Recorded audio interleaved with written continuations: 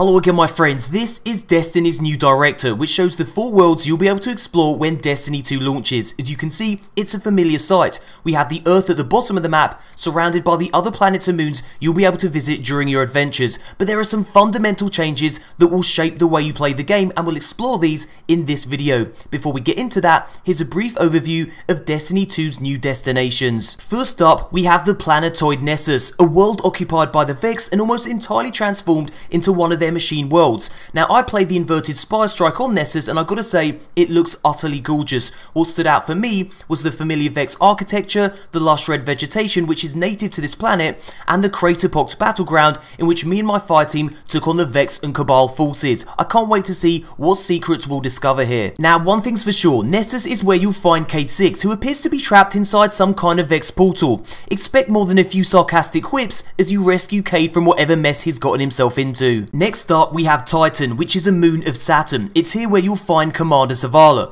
Now, Titan is covered in a methane ocean with 40-meter high waves. You'll find an abandoned human settlement that is sinking into the ocean and get to explore these huge monolithic structures constructed by humans at the peak of the Golden Age. There's no landmass on Titan, so it's going to be a little tricky getting around. Next up, we have Io, which is a moon of Jupiter. It's the last place in the solar system that the Traveler touched before the collapse. Now, for me, Io is the most visually stunning of Destiny's 4 destinations, mind-bending architecture that seems to defy the laws of physics. Expect to discover plenty of secrets here. Now, Io is a very sacred place for Guardians, especially Warlocks, which is why you'll find Ikora Ray here. And finally, we have the European Dead Zone on Earth, Destiny's largest destination to date. Vast expanses of woods, rivers and mountains that will no doubt quench your thirst for exploration. After 3 years in the Cosmodrome, we finally have another Earth destination to scour for secrets. And you see that huge glowing wreckage in the distance? Well, that's actually a shard of the Traveler that was discarded during the collapse. Those of you interested in Destiny's lore will no doubt hop on a Sparrow to explore the surrounding area, which appears to be bathed in blue light. Interesting. Now, the European Dead Zone is where humanity has stopped fleeing the Cabal and set up a Guardian camp known as the Farm, Destiny's new social space, a place where, according to Luke Smith, you'll be able to decrypt things and visit the Postmaster. Now, you'll find a community of human survivors here, including Hawthorne and her rather delightful looking eagle.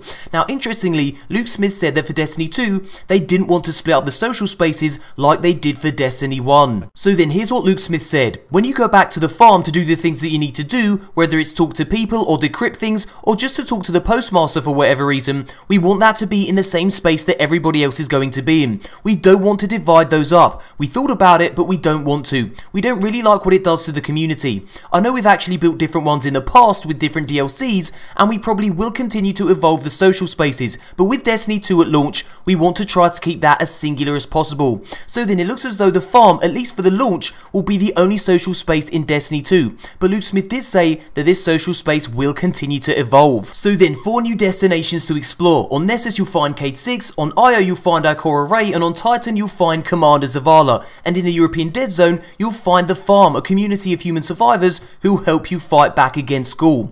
Now, when asked for more details about why the Vanguard has scattered to these different locations, here's what Luke Smith said. I don't want to give too much of the story away, but the Vanguard have scattered after their home is destroyed and you don't even know where they are when you start. Each world you go to is important to them in some way, and that's why they're there. That'll become clearer when you play the story. Cade's story is pretty awesome, I will say that. So then, it looks as though each Vanguard leader will have their own story arc and reasons for visiting their specific location. No doubt all will be revealed when we actually get some hands-on time with a game. Now, a huge change coming to Destiny 2 is the way you travel between destinations. You can now travel between planets without ever having to go to orbit. For example, if you're on Nessus, simply pull out your ghost to enter the director, scroll right, and you can choose which planet you go to, select it, and you are instantly transported to that location. Less time in orbit means less tedious loading screens and more time playing the game. Hoorah! So what else has changed? Well, your maps have. This is Nessus, and here's a fun fact. Nessus is Luke Smith's favourite new world in Destiny.